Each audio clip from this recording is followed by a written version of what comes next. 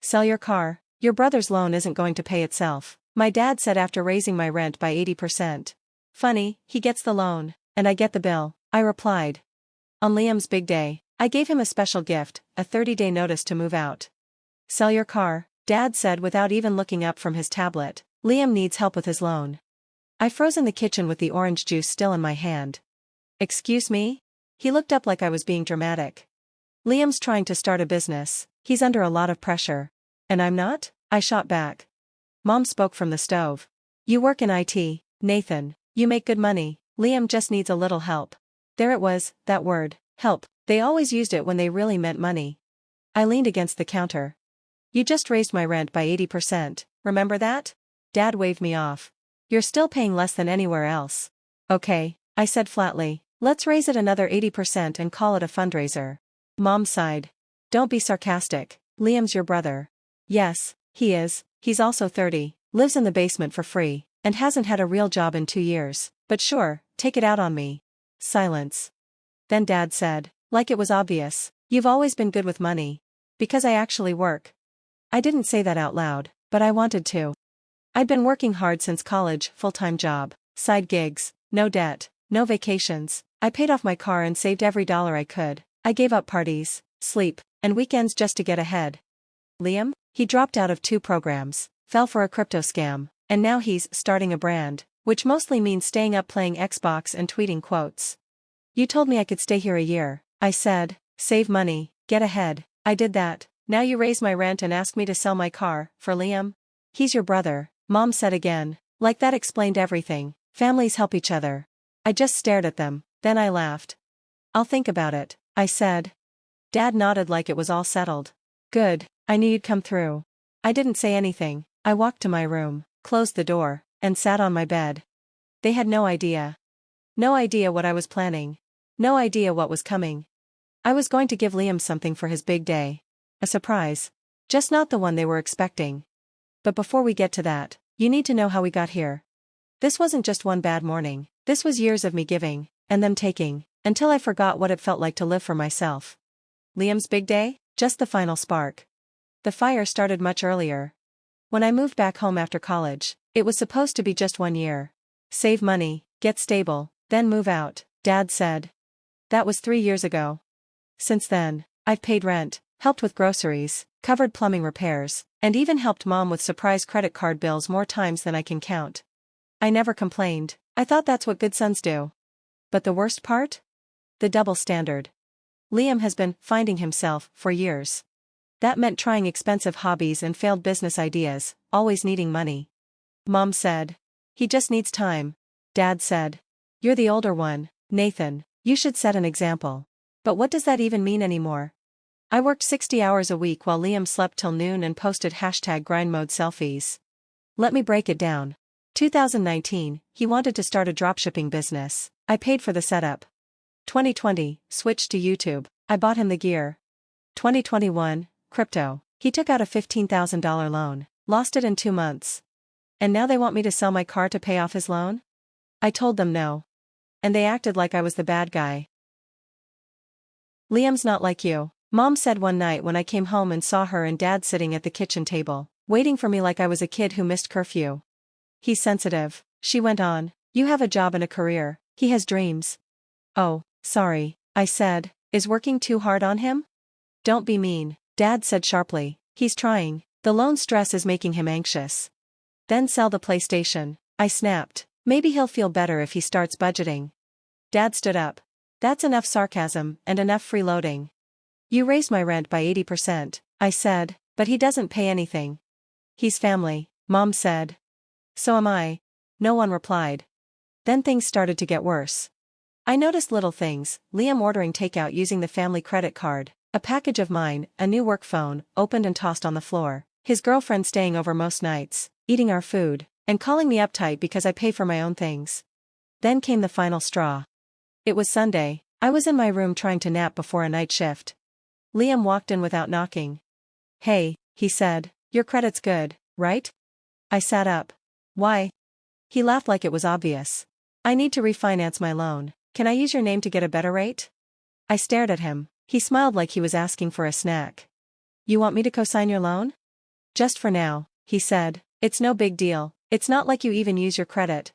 No big deal, nothing to lose. I stood up and walked past him without a word. He followed me. Wait, are you mad? I stayed quiet. Wow, he muttered. You always act like you're better than us just 'cause you have money. You owe us. That unspoken message again. Owe them? For what? For raising me in a house where love had conditions and praise only came after failure? They didn't raise a son. They raised someone to use, an ATM with no voice. That night, something changed. I didn't feel tired anymore, I felt done. No yelling, no fights, just quiet planning. Because in IT, I learned, the best way to take down a system is from the inside. And this family? It was a system I no longer wanted to power. I thought I was part of it. But really, I was just the power source. And it was time to unplug. Liam's big day came. He called it a launch party for his new brand. He printed t-shirts with a weird slogan, made a Campa media kit, and invited everyone over to our backyard like he was some CEO. The night before, Dad asked me to help set up the speakers. I said, no. You're not even going to come? Mom asked, standing in my doorway like I was grounded. He's your brother. He's your project, I said. You go clap. She didn't like that. I didn't care anymore. They crossed all the lines. I was just drawing mine. The morning of the party, I printed the papers, sealed the envelope, and double-checked everything. 30 days. That's how long the law gives someone to move out with a formal eviction notice in our state. I did everything by the book. If I was going to burn this down, I wanted proof. Liam was out back in sunglasses, acting like a movie director, yelling about music and playlists. Dad was grilling. Mom was setting out plastic champagne glasses like it was a wedding. I stood in the kitchen, drinking coffee from my mug that said problem solver. Fitting. I waited until the guests arrived. Waited until Liam grabbed a mic and started talking about grit and dreams and support systems. That's when I walked outside, envelope in hand. I went right up to him and handed it over. What's this? He asked, smiling. Your surprise, I said. You have 30 days. He laughed. 30 days to what? Dad walked over. Mom froze mid-toast. To move out, I said, loud and clear. The music stopped. You're joking, Liam said, opening the envelope. No, I said, it's a real notice. You're not a renter, you're a problem, and I'm done. What is this, Nathan? Dad shouted. You can't just. I can, and I did, I said. You raised my rent by 80%, told me to sell my car to pay his debt, and called it fair. This isn't the time or place, Mom said, jaw tight. It's the perfect time, I replied, because I want everyone here to hear this. I turned to the crowd, family, neighbors, and Liam's freeloading friends. For 3 years, I've paid rent, bills, and fixed the house when no one else did. I bought groceries while Liam bought microphones. I watched him fail over and over, and still, I was the backup, the safety net, the one who always got blamed. Nathan, you're overreacting, Dad said again. Am I? I turned to Liam. Did you or didn't you ask me last week to co-sign a loan for a business you haven't even started? Liam's face turned red. It was just an idea. Exactly, I snapped. You live off ideas, I live off actual work. I'm your brother, he shouted. You're supposed to help me. I did help, I said coldly. I helped you become someone who never takes responsibility, but I'm done now. Mom gasped. You can't talk to him like that. I looked straight at her. You mean like when you called me selfish for not selling my car? When you treated me like a walking wallet? Dad stepped forward. You're embarrassing this family. I laughed. No, this family is the embarrassment, and I'm done pretending it's not. Liam opened the letter again, voice shaking. You can't evict me, you don't even own this house. I do, I said, pulling out my phone and showing Dad the mortgage app. Bought it 6 months ago, in my name only. You've all been living here for free. Everything went quiet, not a word. Mom whispered, you didn't tell us. You never asked, I said. You just expected me to keep paying for everything. I turned to head inside. Oh, and by the way, I added, glancing back, you don't have to worry about rent. You've got 30 days, rent-free. After that, the sheriff handles it. I walked inside, shut the door, and for the first time in years, I could actually breathe. After the backyard scene, the house went completely quiet. No one spoke for the rest of the day. Mom locked herself in her room with a bottle of wine. Dad just sat at the kitchen table, frozen. Liam slammed his bedroom door so hard a picture fell off the wall. I turned up my music, locked my door, and took the deepest nap I'd had in years. For once, I didn't feel drained. I felt powerful. Day 4 after the eviction notice. I caught Dad going through my mail, my bank stuff, mortgage papers, legal documents. He didn't even try to hide it. "We just want to know our options," he said. "You don't really plan to kick out your own family, right?" I raised an eyebrow. "You mean the same family that raised my rent, told me to sell my car, and expected me to pay for Liam's startup dreams like I'm some rich investor?" Dad muttered, "This house was always ours, spiritually." I laughed. "So now you're spiritual landlords?" He had no response. Then Mom came over and gently placed a folded paper on the table. It was a list: groceries, bills, household costs, all the things I'd been covering alone for years. "This is what we owe you," she said quietly. "We want to make things right, but please, talk to Liam." My face went cold. "Oh, I will," I said, but not with words. That night, someone knocked at my door. To my surprise, it wasn't family drama, it was Alyssa, Liam's ex.